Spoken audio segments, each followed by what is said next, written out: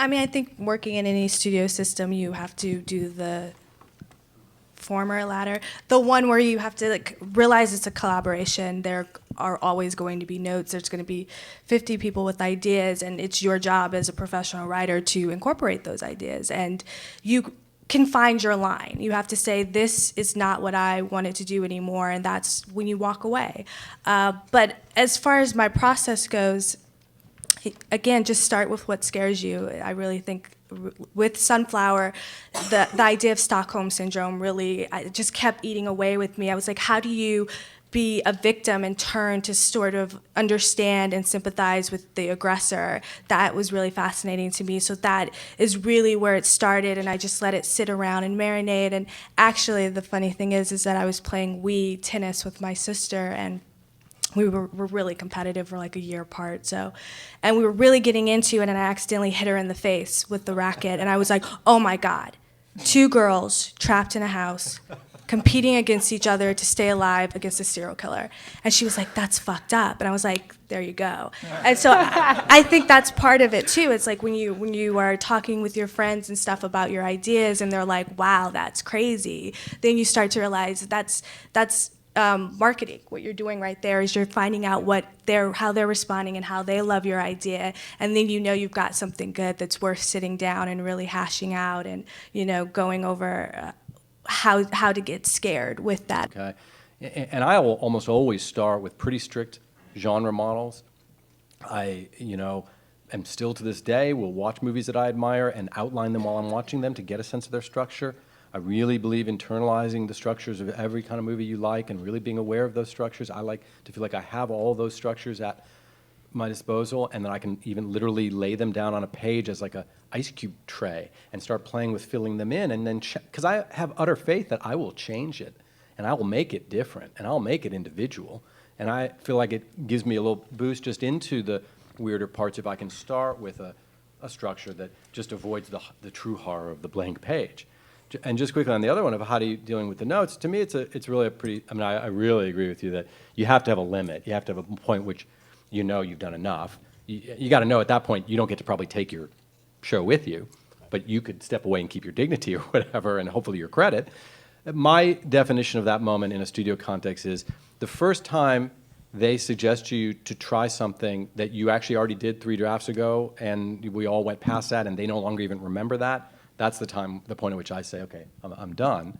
But in general, my process with that, always with a note, is to start with the assumption that they're correct, that there is something in the place of the script that they're looking at that is not working.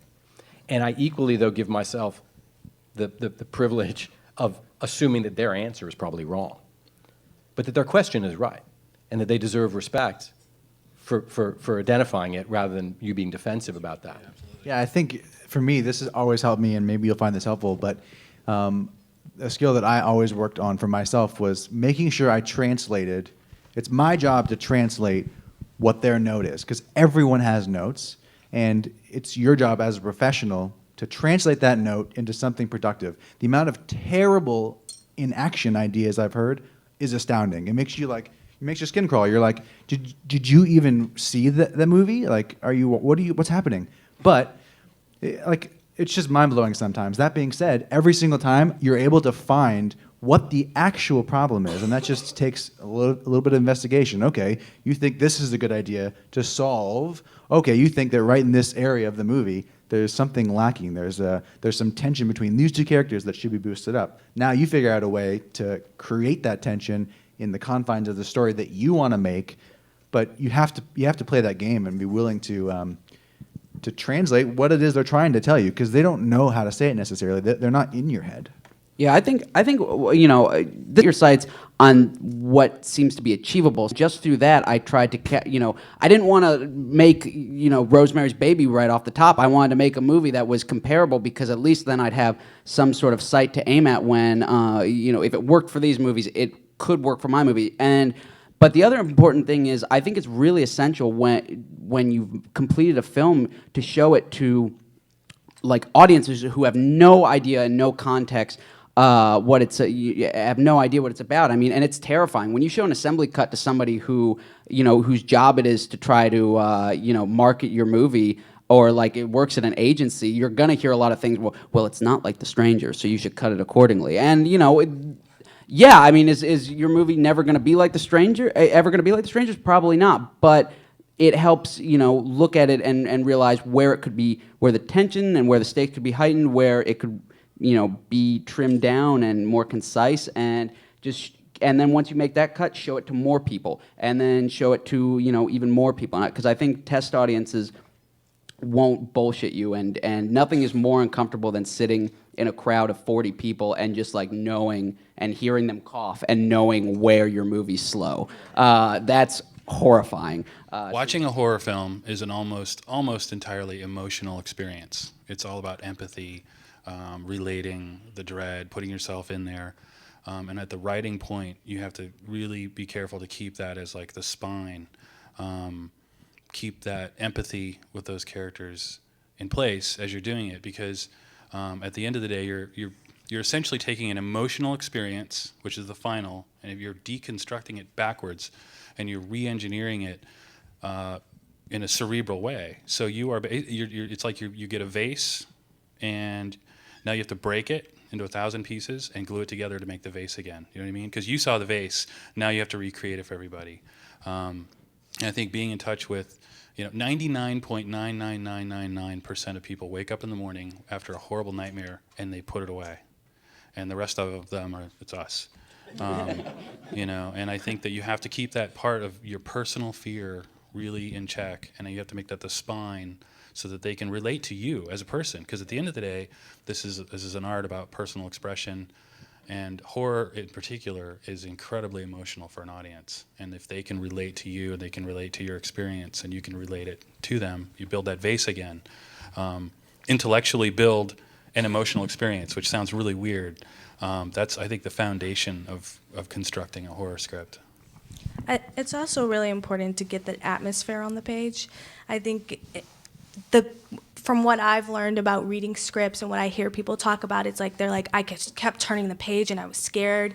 It was like 3 o'clock in the morning, but I just kept going, and then I couldn't turn off my lights. And I think that a lot of people lose that a little when you're writing, is that you're trying to create experience for the reader. And if you can create that experience for the reader, that movie will get made, because a director will read it and go, I know what this feels like. I know what this is. A producer will read it and go, oh my God, I see it. So I think it's really important to create that atmosphere on the page that you're feeling inside, and really making sure, even in tricks of like one line, a thing, and waiting, when you get to the bottom of a page, make sure the bottom of the page is action description that makes you want to be like, wait, what's happening next? So you go to the next page, So like if someone's about to die, put like, and that person, ... turn the page, dies. It really does make you turn the page. It's crazy how simple those tricks work. That's too. a nasty little trick. One of the most important things I think that was set up here tonight was talking about the idea that someone might not know what the solution is, but they're asking the right question, so accord them that respect. If they're bumping up against something in that screenplay, they might not know how to say it to you properly, and I'm speaking from the producer or manager perspective. Sometimes I have clients that I have long-term relationships with that I say to them, I don't know what the solution is, I don't know what the answer is, but this doesn't work right here. So let's figure it out together, whatever that might be. I don't have all the answers, but I can tell you that there's something that doesn't work here. So especially in the beginning, it's important to figure out how to collaborate with other people around you, whether or not you think that they, have all the answers or not. They're not trying to do your job, but they are trying to make a better product in the long run, and hopefully the process gets it there. If you're very sure with what you're doing, if you've thought it out, if you've got everything, when there's a question to come, you say, here's the answer. This is okay in this scene. We need to go back and build that up a little more for you if you didn't see it. I think that that's something really important that I don't think people tell people enough, is to own the page.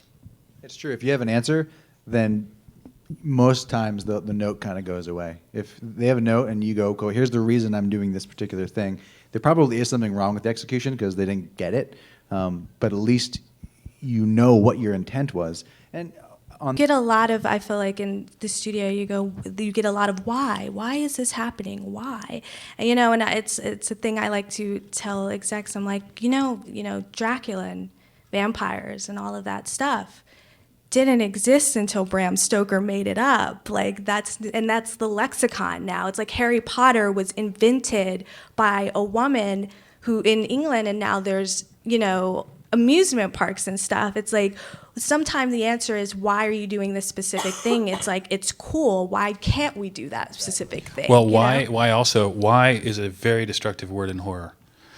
Go watch any Kubrick film and see how many whys you walk away with. And we're worshiping him at LACMA right now. Because he said, "Fuck you! I'm not telling you why. You figure out why." Chris Nolan does the same thing. Do whatever you want. That's let the them thing. catch up to you. Let them be, part. That's not to say that that's your answer to all your notes, because this is all very appropriate. You'll have a very short career. Every studio exec just. I'm a "Why genius. do You don't have to ask?" know why. No, it's not about that. It's knowing when to pick your battles on the. Because sometimes, and this is horror specifically. Sometimes the uncanny and the unanswerable is better. Part of horror is unknowability. What is the single scariest thing to us other than potentially death, and why is death the scariest thing? Because we don't know what it is. Yeah. Because we can't experience it until it's too late. So to have too many answers is going to screw you.